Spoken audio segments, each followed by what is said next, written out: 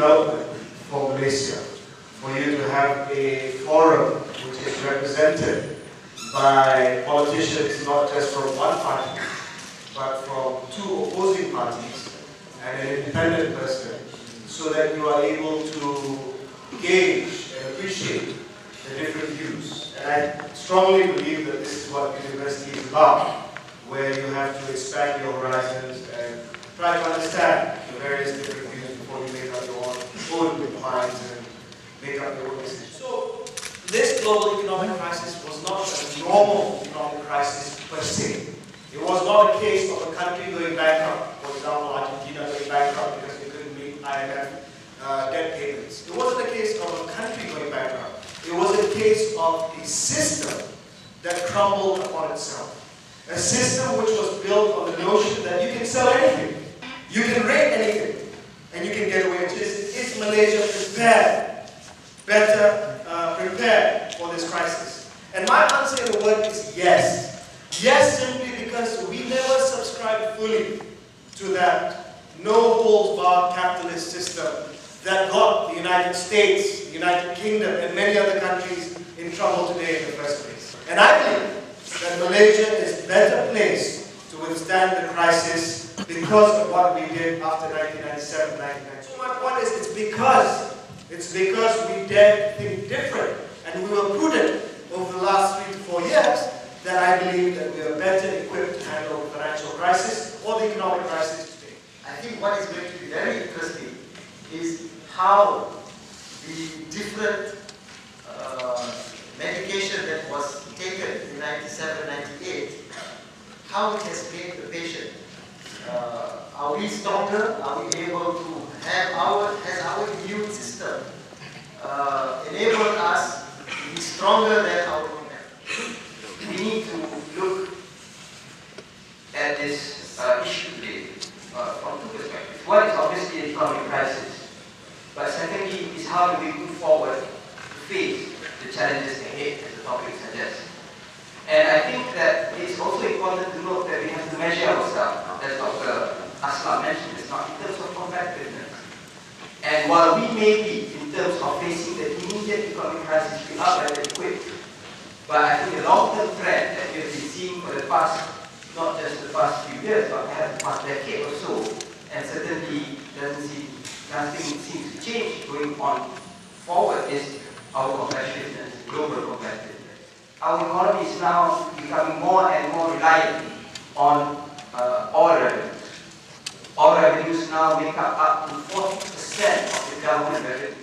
The problem that we face is when we become increasingly an oil-based economy is that we may be subject to what is called the resource curse, or the Dutch disease, where a study has shown that like a lot of Arab countries, unfortunately, which are relying on oil and are blessed by God with this resource, unfortunately because they are addicted to the oil resource and they are unable to look at the productive economic model because they simply get what's there in the ground, and then they do not have any idea how to invest it for the future.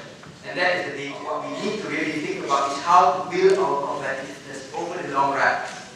Because while we may face the crisis successfully, we might lose the entire battle of being a competitive and developed nation in the future over the long run. Not so much about whether we are going to come into recession, because chances are we are going to do it.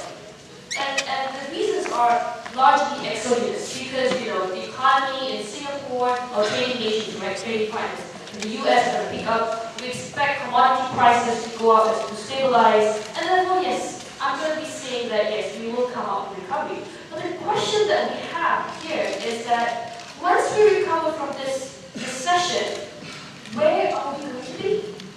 Are we going back to the time that we were before? Or are we going to regress? Or are we now going to claim the history that we had before? And as I was doing my research, I was completely blown away. I will share this with you. Did you know that after the Second World War, right, Malaysia is one of the 13 countries in the whole wide world that sustained 7% or more of average GDP growth for more than 25 years. Did you know that? So it's not that we started off poorly. We started off pretty well. And And till today, about 6 out of those 13 countries have reached the high-income nation and become high-income nation. They have actually broken away from that. And unfortunately, Malaysia is not one of them. But they're not doing much about productivity. They're not doing much about human capital development. And that's why it's not like human capital development. There are possibly 2 explanations. In fact, this is what most firms and investors in this country are saying.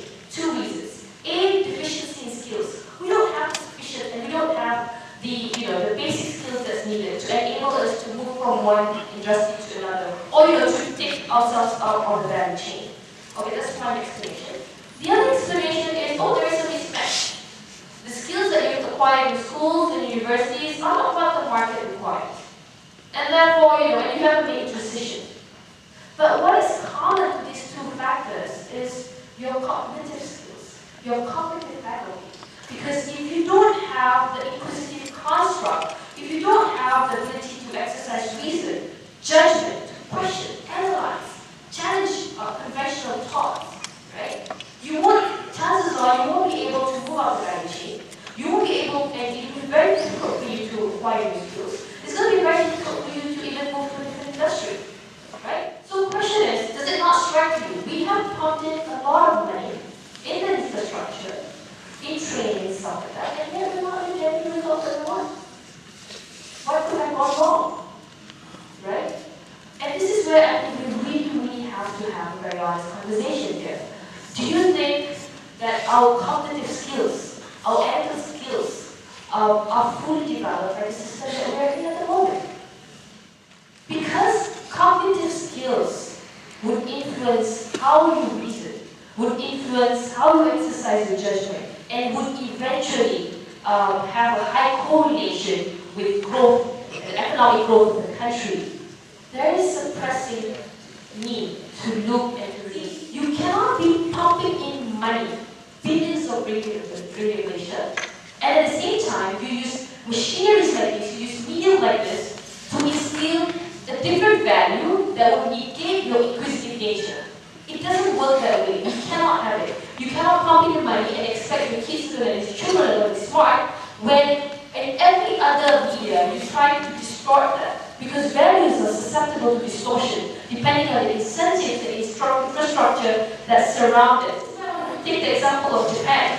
If you look at the textbook of Japan, right, one way to be patriotic about the country is to take good care of yourself, to exercise self-discipline, to discharge your responsibilities, and to take care of your family. Simple. So what I'm asking you to do is that we're not talking about setting up more agencies or policies. I don't want to make a species remark here. But the point is, remember, as an individual, you have the skill where you can control, the skill where you can, exercise influence, you guys blog, discuss ideas like this. Because at the end of the day, just because you're trained as an economist doesn't mean that you can be an economist. And just because you're trained in something else doesn't mean that you can't be that for the rest of your life. It's all about having that inquisitive construct that comes with what the government is doing is sufficient for this recovery. That's it. But whether or not it can address the sustainability of the economic growth of this country in the long run is a different question.